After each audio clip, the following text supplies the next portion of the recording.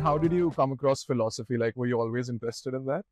Yeah, so I was, I mean, if we're speaking among friends. So like I was never very religious, and I grew up in a relatively religious part of America. Like the Midwest is oftentimes like very Christian. And so I didn't have that. It's kind of like a scaffolding for my life in the way a lot of my friends did. So I was drawn into existentialism first when I was maybe like 14 or 15, starting to read like Jean-Paul Sartre and some of these other guys. And so I knew I was kind of interested in big ideas. And at the time, you know, I had a little chin beard. I thought of myself as like a miniature philosopher or whatever else. And because I did a lot of work in the arts, like I worked at a museum and stuff like that, I was around these people who I thought had a lot of big ideas all the time.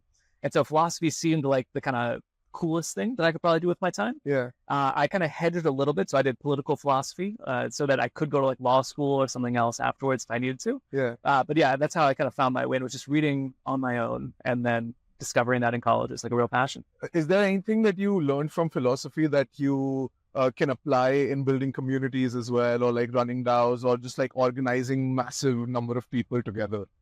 A lot of it is very cynical. So like my concentration was mostly in postmodern political philosophy. So postmodern philosophy is like a movement that started roughly in like the 1950s, 1960s on the continent.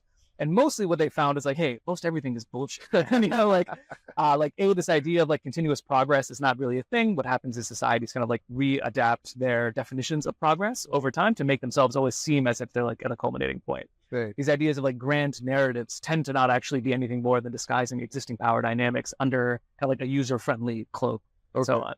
So I think what it gave me was more of like a skepticism of kind of like raw idealism. And I think that's helped make me maybe more pragmatic in like connecting with people. And when I think about building communities or building with people, I think I'm very aware that there's no such thing as like a pure democracy. And really what you want to do is identify the people who are kind of equipped to handle power without the kind of like thirst for it. So maybe it's made me better on the margins of kind of like talent search and finding people who have some degree of charisma without the ego that can kind of corrupt any from being built. Well said. Well said. Yeah.